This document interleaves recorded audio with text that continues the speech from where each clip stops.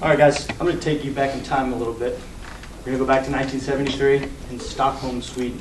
All right, man walks into a bank and decides that he's going to take hostages and stage a robbery so that he can get his best friend out of prison. So, in doing so, he takes over everybody inside the bank, straps bombs to their chest, and uses them as a negotiation tool. So he eventually, cops come in, he gets arrested. And he had these people for 5 days, a couple days, and they were stuck inside the bank. And you might think that, being stuck with somebody who strapped a bomb to your chest, you would feel a little resentment towards them, or, maybe hope that not the best things happen to them since they didn't treat you very well. But it turns out in this scenario that the exact opposite happened. So these people who were inside the bank actually felt bad for the man who, took them hostage. And when it came time to prosecute this guy, they actually did the opposite and they defended him. So whereas you would think, okay, it might be a good time to send him to jail, they decided to feel sympathy for him, a little bit of empathy for him. And even one of the prisoners who was in there, female, actually ended up marrying the guy who came and broke into the bank. So psychologists determined that this would be known as Stockholm syndrome, and that's what we're presenting. So you may be asking yourselves, why Stockholm syndrome? Why is this relevant? Well, just take it out of the bank robbery context and relate it back to the bigger picture. Victims become emotionally protective and connected to their abusers. Psychologists have actually found that this is actually a survival strategy for victims. So when you come across these patients or people in general in our lives, you may find it hard to understand where they're coming from, but sometimes the very thing that we have to do. All right, so I'm going to ask you guys to use your imaginations and try to instill yourself in this hypothetical situation. So you're a 55-year-old woman with chronic MS.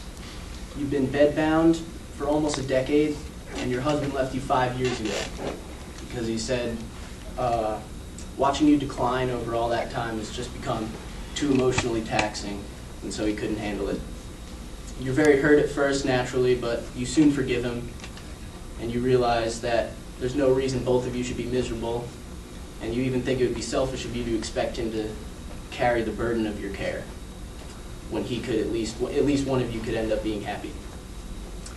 So during this whole time, his son that he had with another woman and left with you is your only caretaker. He's now a senior in high school, and he's a little emotionally unstable and unpredictable, and this added stress of applying to colleges has reached a whole new level for him. He's become verbally abusive.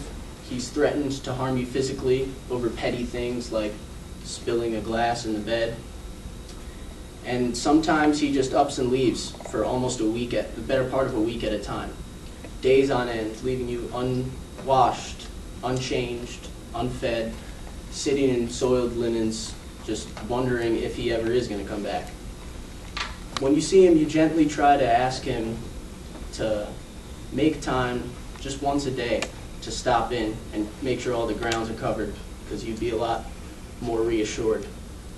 And he doesn't take this very well.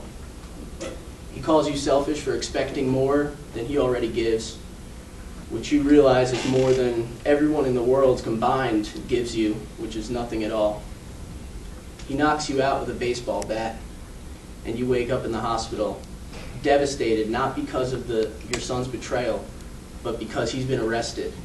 And you can't help but think of how hard his life already is, and how much harder you're making it. So unfortunately, it's not a hypothetical scenario. This is a real patient that I treated on my last clinical for 4 weeks. It was the most bizarre initial evaluation I ever had to give. I was reading the harsh reality that described the incident on her medical chart while she's filling my ear with stories of how great her son is and how misunderstood the whole scenario was and how I look a lot like her son, so she's excited to work with me, and she's sure I'm a fine young man because I look like him. This is a horrifying paradox, and I was overwhelmed with the urge to say, don't compare me to that animal. I hope I never have to meet that guy. But while it's often your urge to shake reality into your patients, you have to realize, you have to try to step into their shoes for a minute. Because empathy could be lost if you don't. It's very easy to say, well, if they don't have the sense to keep themselves out of harm's way, what good am I going to do? That's a very ignorant approach. And thankfully, I didn't act out. I figured, never being put in the situation before, I'd try to passively disagree with her whenever she brought up her son. So she'd say, I can't wait to go home where I could be with him. I'd say, yeah, I'm sure you miss him a lot. I'm not sure if that's going to be allowed, though. That might not be considered safe. Well, the authorities better allow him to. He's learned his lesson. He'd never harm me again. Well, I've never met your son, and I'm sure he's a great guy, but I'm going to have to disagree because this is a very serious thing and it shouldn't be brushed away. Now I realize that the important thing is that you don't have to always agree, and you're often going to disagree, but you are going to listen every time. You're an outlet for your patients.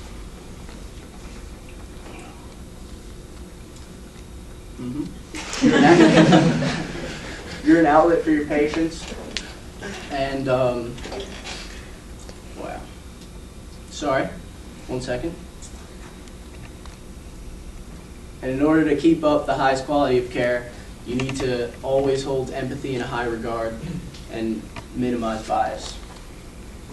So now imagine that you're 21 years old, recently married to the love of your life, and you find yourself at the bottom of the stairs holding your pregnant belly as your husband casually walked back into the bedroom.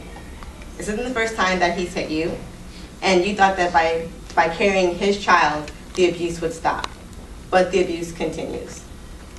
I read this in my mother's diary 10 years ago, and 10 years ago, I judged her.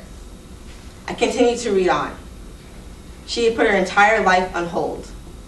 Her education, her career, it all came to a halt to help put him through school and help him follow his dreams. 10 years ago, I thought, well, as I read it, I thought, there's no excuse, she should have left. But, as I now know, like her, people feel trapped because they don't have the proper resources to leave. Research has shown us that the greater income, the greater difference there is between income between spouses, the higher the chance there is for economic dependency. That can include the presence of young children, the availability of housing, alternative housing, or financial resources outside of income. Economic dependency has further been broken down into objective and subjective economic dependency.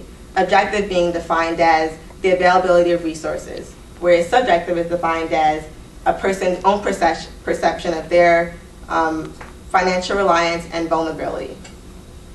Research has also shown that with high objective economic dependency, females are significantly less likely to leave their abusive relationship as compared to people who have high subjective economic dependency.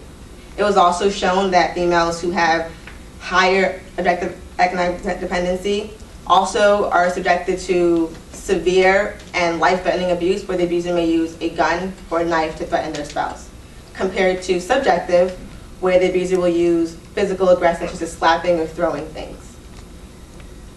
We also know that the research has told us that it's a vicious cycle.